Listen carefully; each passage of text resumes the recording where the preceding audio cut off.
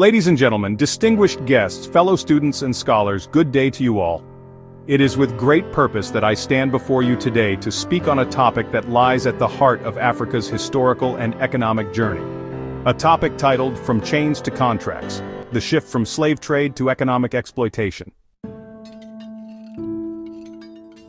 We often talk about the end of the transatlantic slave trade as though it marked the end of Africa's suffering. But, history has shown us otherwise. The chains of iron may have been broken, but they were replaced by chains of poverty, manipulation, and dependency. Chains forged not from steel, but from contracts, taxes, and unequal trade. The abolition of the slave trade did not liberate Africa, but rather paved the way for a more subtle and enduring form of exploitation. In the early 19th century, countries like Britain and the United States outlawed the transatlantic slave trade. Campaigns led by abolitionists, industrial changes in Europe, and African resistance, such as the Haitian Revolution, all played key roles. But let us be clear, the abolition of slavery was not entirely out of kindness. The Industrial Revolution had changed the game. European powers no longer needed slaves in the Americas. Instead, they needed raw materials for their booming industries.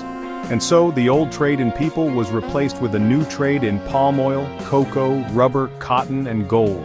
This was called legitimate trade, but there was nothing entirely legitimate about it. After the end of the slave trade, African labor was still in demand, just in different ways. Colonial traders now encouraged Africans to produce cash crops, not for their own consumption, but for export to European markets. In many places, African communities were forced or manipulated into becoming suppliers of raw materials under poor conditions. These new economic activities were presented as partnerships, but in truth, they were dominated by European merchants and colonial administrators who controlled prices, access, and markets. Africans were once again providers, but never beneficiaries.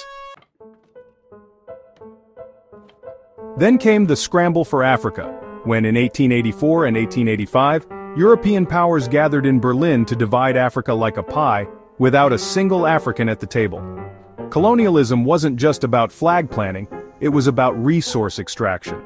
European powers built roads, ports, and railways, not to connect African communities, but to transport goods like palm oil, minerals, and cotton straight to the coast for export. Africans lost their land, their autonomy, and their economic freedom. Colonial taxes like the infamous Hut tax forced people to work in mines and plantations just to survive. It was no longer slavery, but it was still servitude. Captured and sold became forced to work under colonial tax laws. Whipped on plantations became long hours for meager pay. Traded like property turned into being trapped in unfair trade systems. Where Africans were once dehumanized physically, they were now deprived economically and politically. In both systems, the end result was the same. Africa enriched Europe, but remained poor. Many African nations gained political independence in the 1950s and 60s, but this did not bring true economic freedom. Instead of colonial administrators, we now faced global financial institutions like the International Monetary Fund and the World Bank. Loans came with harsh conditions. Multinational corporations returned, not with ships to carry slaves, but with contracts to extract oil, gold, and agricultural produce. Even today, African economies remain heavily dependent on exporting raw materials and importing expensive finished products, a pattern started centuries ago and never broken.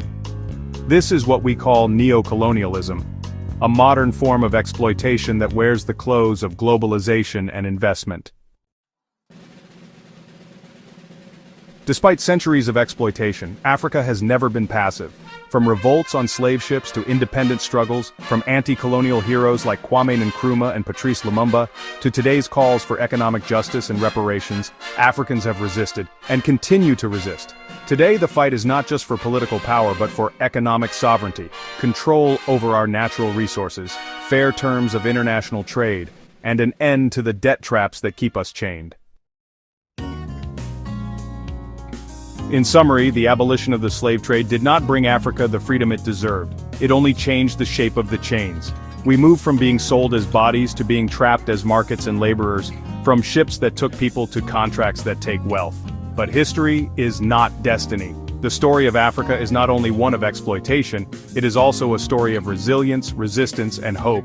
And as we reflect on our past, let us rise with the vision of a future where Africa no longer serves the world, but stands strong and self-determined on its own terms. Thank you.